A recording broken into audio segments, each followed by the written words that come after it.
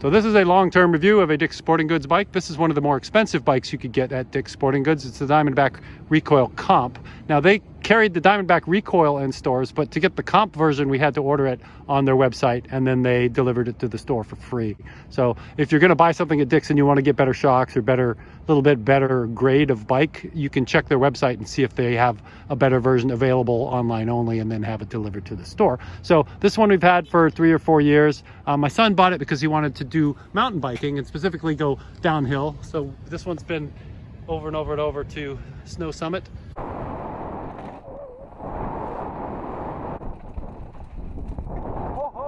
It's got the old lift ticket hanging on the bike to show off to the other guys so all the kids know he's legit.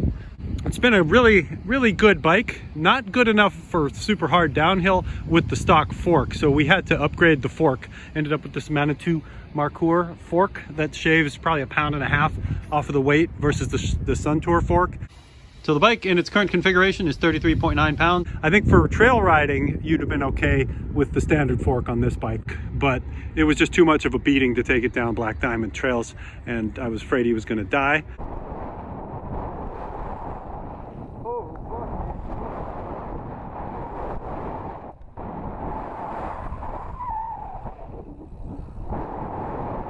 It came with a RockShox shock that you can pump air into and adjust any way you want, and the shock is really good, so we left that alone.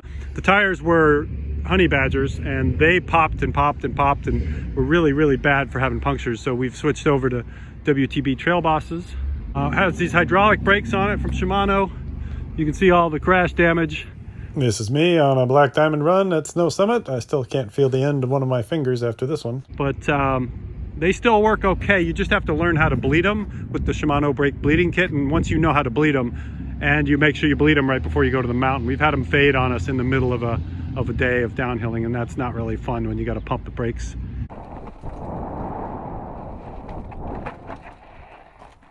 Now my overall impression of Diamondback is that they make really good frames, and then you can get crap components on them or you can get better components. That's probably true for most of the bike manufacturers. You can get the good components or the bad components, but you can trust the frame. So on this one, we kind of started out with the mid-level comp components and then upgraded the fork, and pretty much everything else is stock on it, other than we did have a wheel get tacoed and exploded in the rock garden at Snow Summit.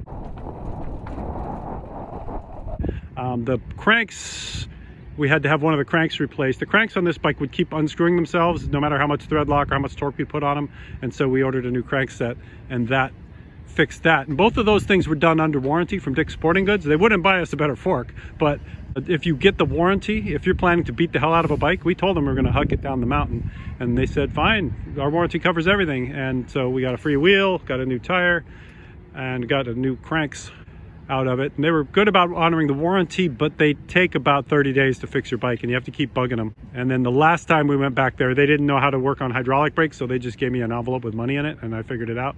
But I like money, so that's not a problem. So overall buying experience with Dick's, good. I think we did a lot better than if we bought the most expensive bike at Walmart, for sure. My son would probably be paralyzed or dead right now. So he's upgraded to a new bike now that's even more powerful because he just goes too fast and jumps too high for this bike. This is a good cross-country bike, but it's not really something you want to hammer down hills or go off giant jumps with. Oh! But it's perfect for an old guy who likes to get dirty. It's light, it's fun, and does everything I want it to. So I think we did the right thing buying a mid-level, entry-level mountain bike to figure out if we like the sport. It was safe enough and strong enough to take us down the mountain, even on the expert diamond trails, and still has a lot of life left in it.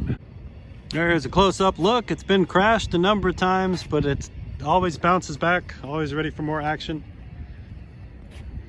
A lot of life left in this old beast. Dude, I was hauling. You hit that jump section like a madman.